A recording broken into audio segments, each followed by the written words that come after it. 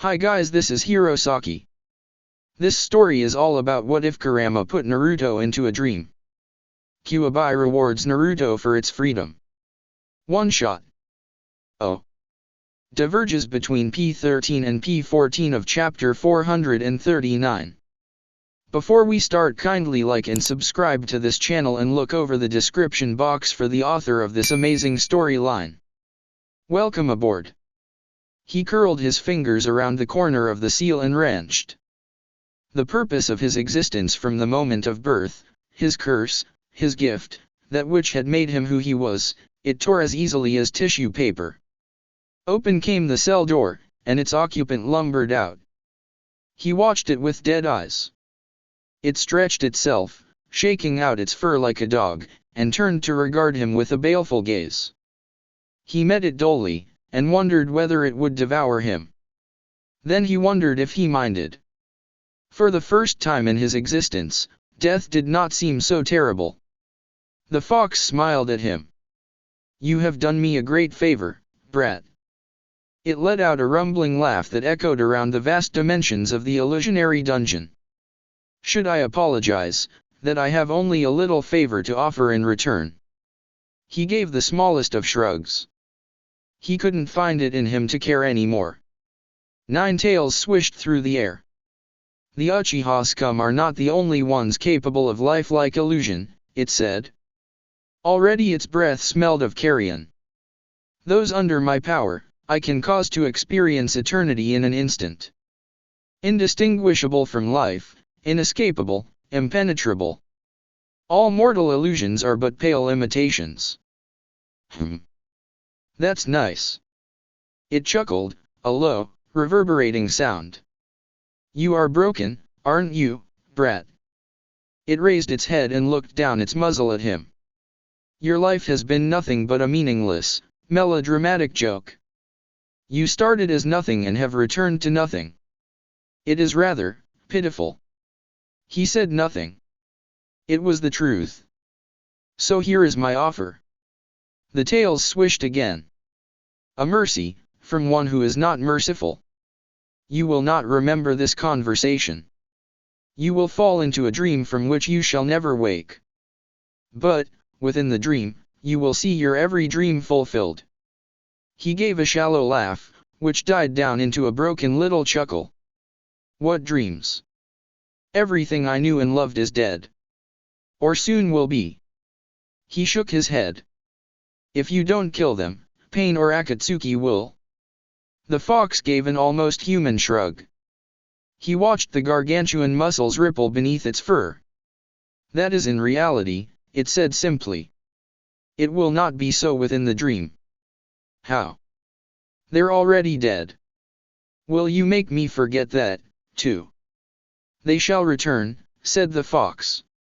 "Ah, I see your incredulity now. But will you express such skepticism when you see your loved ones return to you? Would you stand your ground and insist to their faces that they could not be real?" He lowered his head. "He would not." "You will have everything," the fox said in an almost fatherly voice. "You will defeat Pain, and he shall die having accepted your vision. Akatsuki will soon join him." The tails swayed back and forth. "A villain beyond any that humanity has ever faced shall arise, and the ninja world will unite behind you to stop him. You shall become a shinobi beyond all shinobi, you shall battle a goddess, and she will be the one who falls." It chuckled. "Why, you'll even become Hokage." At the mockery of his driving dream, he looked away. He could not demand that it cease to laugh at him. There could no longer be a Hokage when there was no longer a Konoha. "Sasuke will return," it continued in a lulling voice. "You alone will save him from the abyss. The second battle at the Valley of the End will accomplish what the first did not. All will be well. The family you always wanted will be yours. You'll have a loving wife, a darling daughter, and a skilled son. He'll befriend your teammate's daughter. Perhaps they'll even wed. Won't that be touching, your old team, united as a family?" When that failed to stir a reaction from him, it added, "Why, you'll even meet your parents. His head jerked up. What? But, how are you going to explain that? They've been dead from the night of the attack. How will you bring them back? One explanation is as good as another, to one in the depths of illusion. It rolled its neck. Perhaps I could claim they were within the seal all along. After all, your father was present at its creation. My dad? But why dash? The cliff-graven face of the fourth Hokage, which he had so casually defiled upon a time, came roaring into his mind. No, he said weakly, his hands catching him as he slumped forward into the water.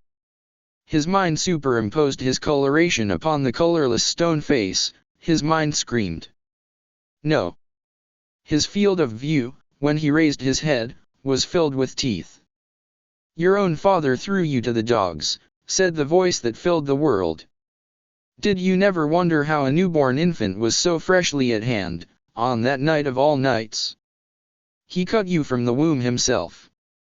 Water rippled with the force of the laughter.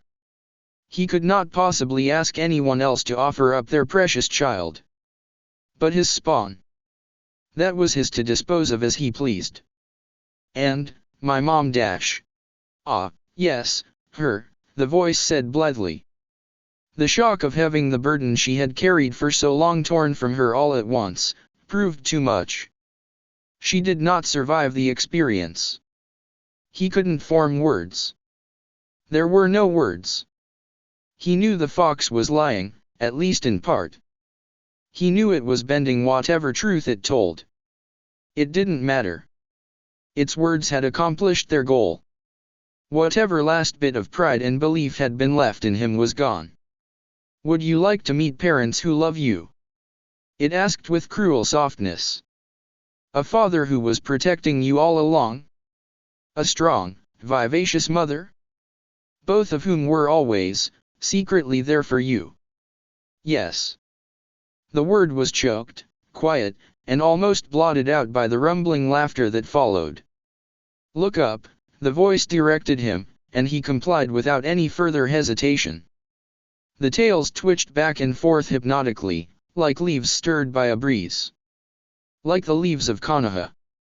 Unconsciously, he began to count along with their movements. 1, 2, 3, 4, 5, 6, 7, 8. Ni. He curled his fingers around the corner of the seal end. A hand clamped around his wrist. He jerked back and stared, wide-eyed, at the man who stood with his back to him, a back upon which was written the fourth Hokage. That's it for this reading.